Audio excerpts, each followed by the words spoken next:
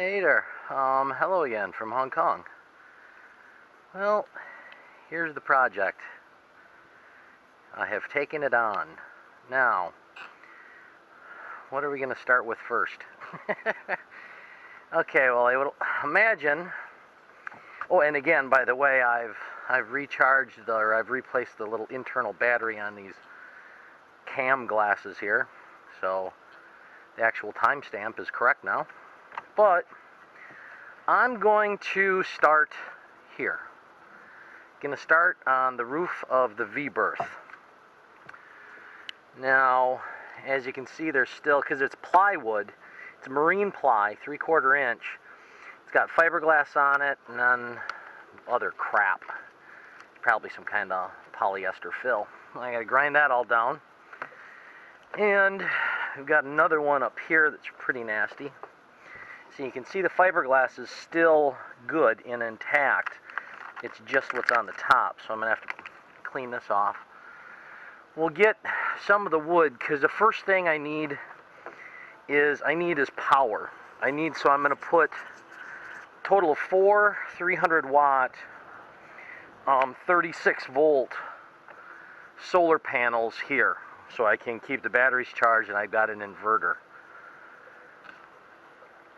So right now I'm going to be using a LPG, liquid propane gas, powered 2,300 watt genset to power my tools until I can get solar panels up, new battery bank in there that'll be able to handle the inverter.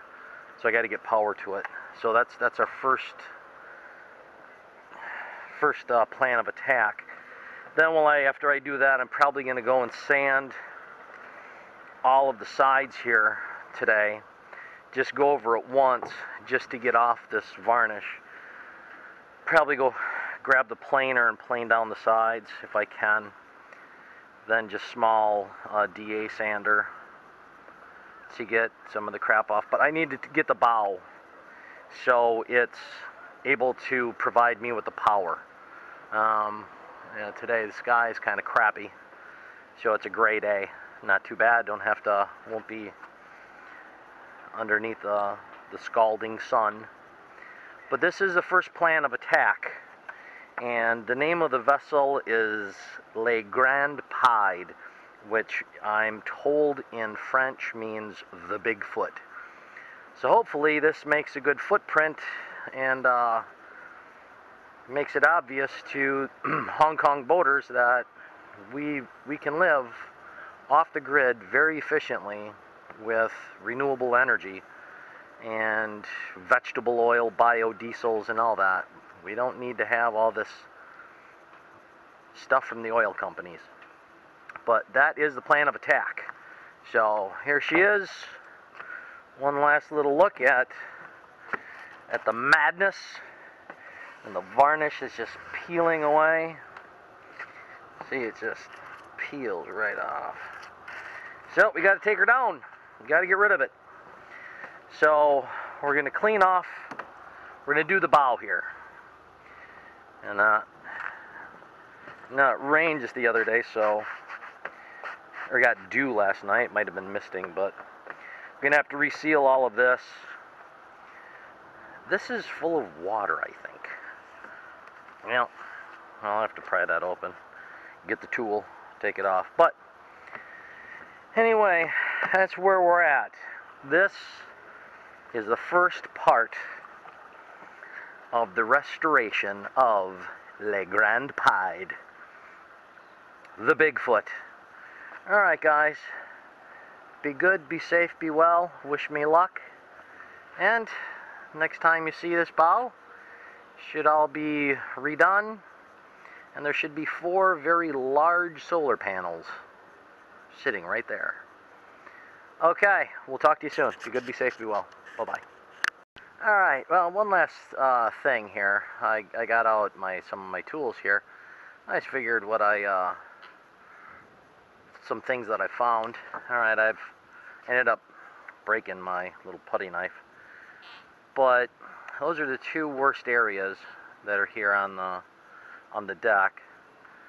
Shall be able to sand that down a little bit, clean up with acetone, and that put in some filler, and that shouldn't be too hard. But one thing I wanted to show, I spent, I don't know, about 20 minutes or so, maybe a half hour, but underneath all that goo and that varnish lies some very fine teak. Very fine teak wood. Here's a sexy girl underneath all that oxidized, peeling varnish. That's gorgeous wood. Nice teak. But I'm gonna bring this girl back to life.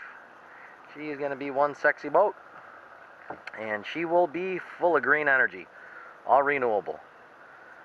So that is where we stand today. I think today is like the 4th of November, 2014, and there's good wood underneath all that neglect. We're just gonna call it neglect. But there she is. It's just beautiful orange teak wood. There's some little patches and stuff that I can make it work again, but it's just some teak wood. That is just a beautiful, beautiful orange. So we're gonna get this girl put back together. Be sexy again. Alright guys, be good, be safe, be well. Bye-bye. Alright there, happy campers. Well, yeah, it's lunchtime now. I gotta go grab some food.